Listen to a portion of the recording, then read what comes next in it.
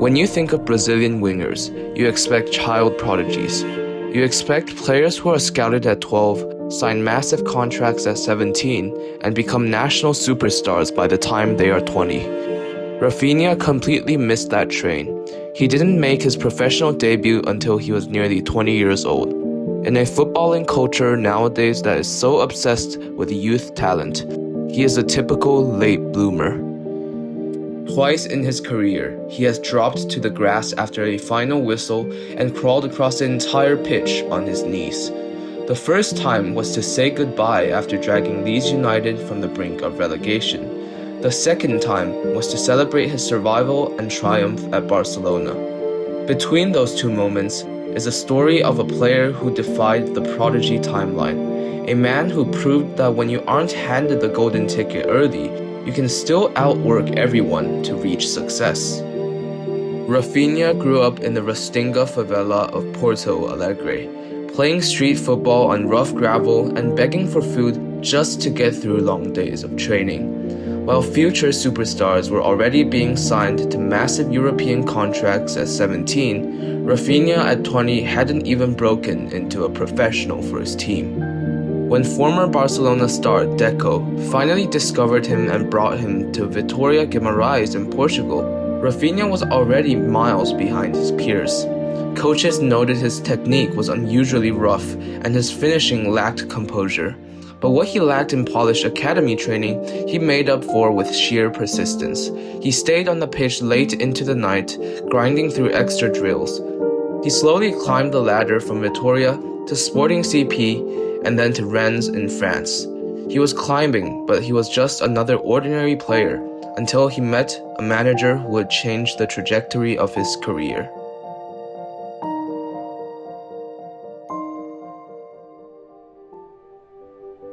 The turning point came in 2020 when Leeds United signed him for 18.6 million euros under Marcelo Bielsa.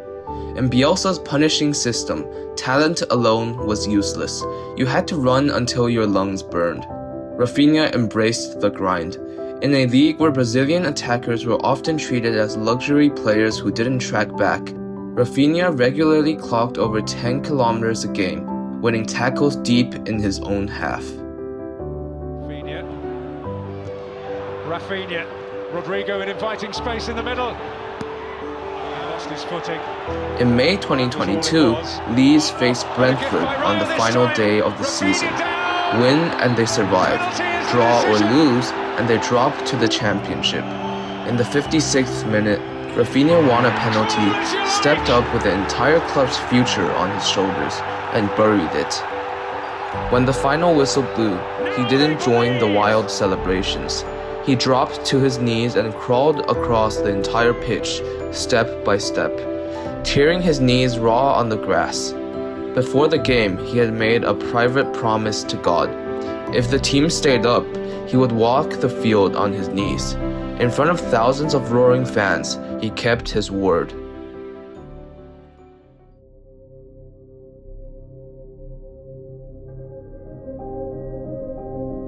That same summer, Chelsea and Arsenal offered him massive contracts, but Raphinha only wanted Barcelona, the club of his childhood idols. Barca paid 58 million euros, but reality hit hard immediately.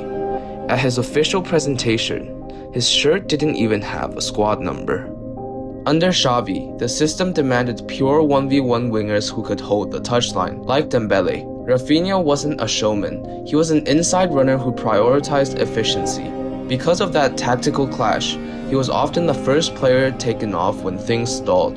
During a 2-2 draw against Manchester United, after scoring a goal and providing an assist, he was subbed off early and let his frustration erupt, violently punching the dugout seat. Despite posting double-digit goals and assists, he was constantly labeled an overpriced transfer. In the summer of 2024, rumors swirled that Barcelona was actively shopping him around to fund a move for Nico Williams. Raphinha later admitted he sat with his family considering walking away, feeling like an expendable asset rather than a valuable member. But his refusal to quit kept him in Catalonia.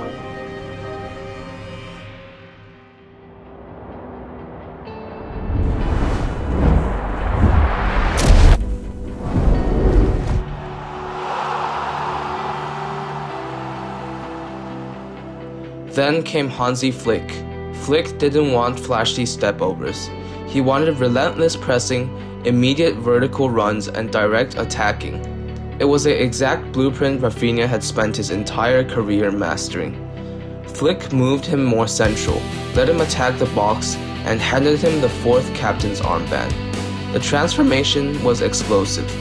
In the 2024-25 campaign, Raphinha became an unstoppable force, registering career highs in goals and assists, terrorizing Bayern Munich with a ruthless Champions League hat-trick, and dominating multiple El Clasico fixtures against Real Madrid. He wasn't just a winger anymore. He was a tactical engine and emotional leader of a regenerated Barcelona side.